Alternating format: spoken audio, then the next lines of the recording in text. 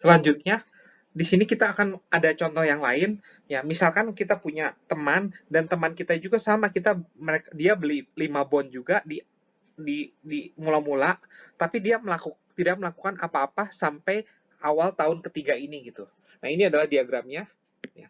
Jadi dia beli 5 bond, kemudian dia tidak melakukan apa-apa, terus dia juga tidak melakukan apa-apa. Jadi di awal tahun ketiga ini dia punya 5 bond seharga itu 781,2 dikali 5 gitu ya. Jadi dia punya ini.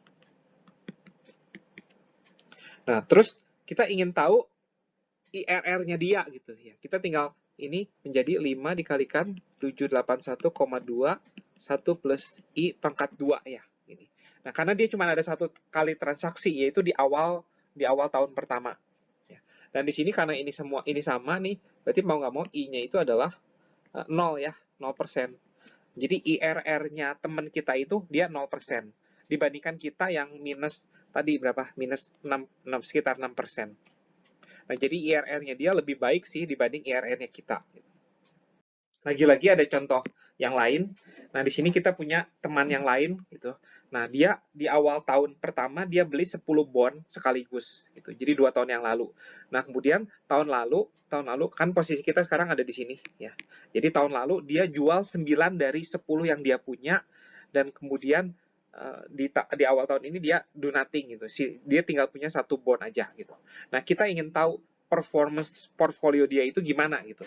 Nah, karena saat ini dia punya satu bond, berarti dan harga bond di sekarang itu dia tuh adalah 781,2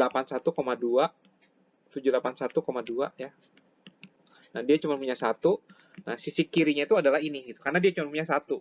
Kemudian kita lihat historinya dia itu. Pada tahun ke-0 ya, berarti mau nggak mau kita tulis 1 plus I pangkat 2, dia beli 10 bond gitu. Berarti dia punya 10 kali 781,2.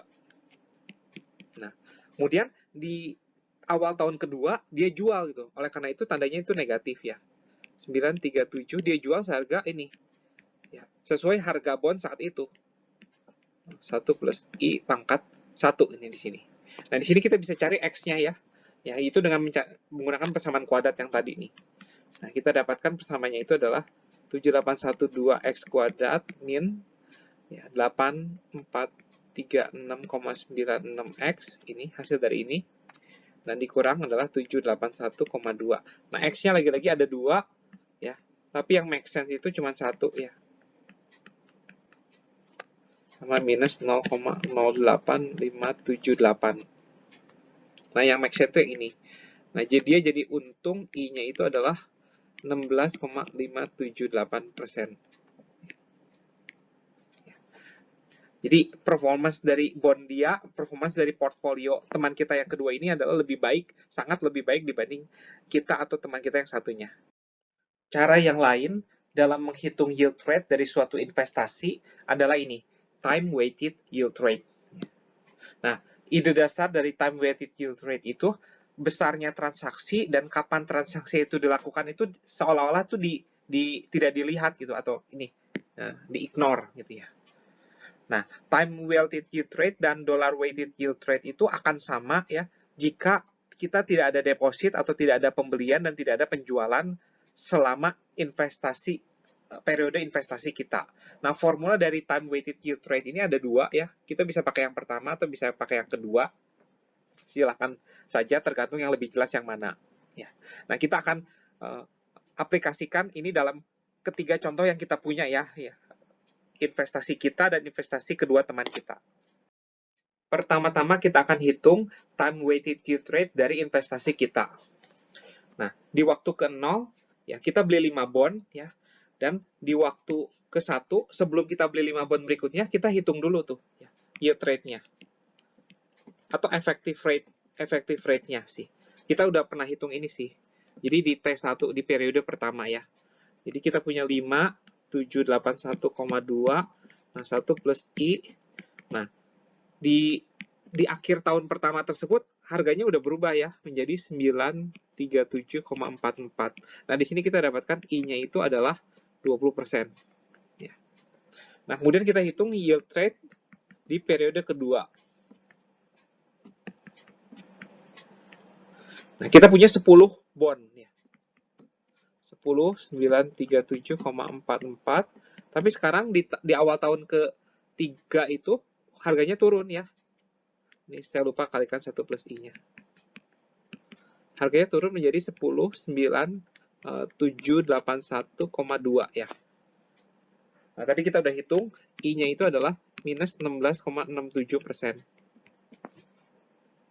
Nah, berarti untuk menghitung time weighted yield rate itu adalah 1 plus I sama dengan 1 plus 20% atau 0,2 dikalikan 1 plus ini, minus 0,1667 ya. Nah, ini dapatkan I-nya itu, kalau kita hitung I-nya itu adalah ini 0%. Nah, jadi performance atau time weighted yield rate dari investment kita itu 0%. Nah, ini kita bisa hitung sebenarnya ya dengan rumus yang kedua, yaitu adalah 1 plus I ya. Ini tuh adalah 5 dikalikan 781,2. Ini adalah transaksi kita di awal, kemudian hasil pendapatan kita kalau kita jual ya, tapi kita enggak. Nah, ini. Nah, kemudian kita punya 10 dikali 937,44 dibagi dengan 10 dikalikan 781,2 ya. Nah, ini kita berdasarkan I-nya juga ntar sama 0%. Ya, pakai cara yang ini ataupun pakai cara yang ini hasilnya itu akan sama. Nah, berikut ini adalah time weighted yield rate dari teman kita yang pertama ya. Nah, jadi dia mula-mula dia beli 5 bond, kemudian dia simpan terus sampai di awal tahun ketiga ini. Ya. Nah, jadi pada periode pertama kita hitung I-nya dia ya. Ya, dia beli 5 bond dan kemudian di periode berikutnya nilai bondnya itu berubah menjadi 937,4. Akibatnya I di periode pertama itu 20%, kemudian I di periode kedua itu adalah min 16,67%. Ya, karena dia punya 5 bond, kemudian di awal tahun berikutnya itu dia punya 5 bond juga masih nggak berubah. Nah, setelah kita hitung dia dapatkan 0%. Ya. Atau kalau kita mau pakai rumus yang lain, 1 plus I ya. Nah, dia punya 5 bond kan 5 kali 781,2 ya. Nah, setelah 1 tahun nilai bondnya menjadi 44 ya. Nah, kemudian masuk ke periode berikutnya 937,44 dibagi 5 dikalikan harga bondnya sekarang jadi 781,2 ya. Nah, ini kita dapat I-nya juga pasti 0% ya. Jadi kita lihat bahwa time weighted yield rate itu tidak tergantung dari aktivitas kita gitu ya. Jadi apapun aktivitas kita, ternyata time weighted yield rate itu selalu 0% terhadap investasi kita maupun terhadap investasi teman kita. Kita akan coba satu lagi ya, untuk teman kita yang satu lagi. Nah, berikut ini adalah investasi atau aktivitas yang dilakukan oleh teman kita yang kedua ya. Ya, di periode pertama ya. Betul, dia beli 10 bond ya, 10 dikalikan 781,2. Nah, sesaat sebelum dia menjual bond, ya, nah, efektif interest-nya dia itu adalah 937,44. Nah, dia dapatkan I-nya itu adalah 20%. Ya. Kemudian, di periode kedua, karena dia jual 9 bond, dia cuma punya satu lagi, 937 1 plus I. Nah, di awal tahun ketiga itu, harga bondnya itu berubah sekarang menjadi 781,2 lagi. Nah, kita dapatkan I-nya. I-nya itu adalah 16, minus 16,67%. Nah, lagi-lagi, ternyata 1 plus, kita punya persamaan ini dari tadi nih, 1 plus 0,2, 1 minus 0,1667. Dan ini kita dapatkan I-nya itu adalah 0% lagi.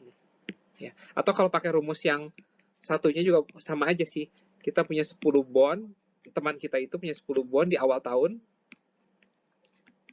Nah, kemudian setelah 1 tahun, harga bondnya naik. Ya, kemudian dia tinggal punya 1 bond lagi karena dia jual ya.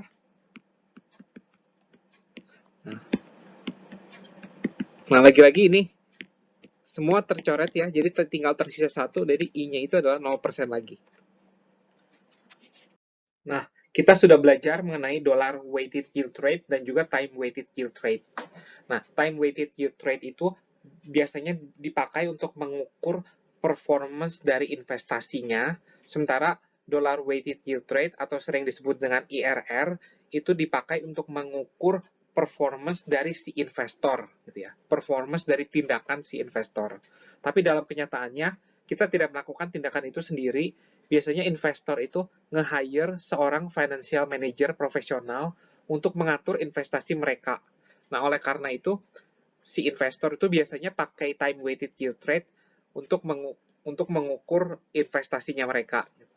Nah, ketika IRR-nya itu lebih kecil dari time weighted yield trade gitu, artinya si financial manager kita itu performance-nya buruk. Ya. Tapi kalau kebalikannya, jika IRR-nya lebih besar daripada time weighted yield trade, artinya financial manager kita itu berhasil menempatkan setiap transaksi baik pembelian maupun penjualan itu dengan baik, ya. Seperti si teman kita yang kedua tersebut, ya.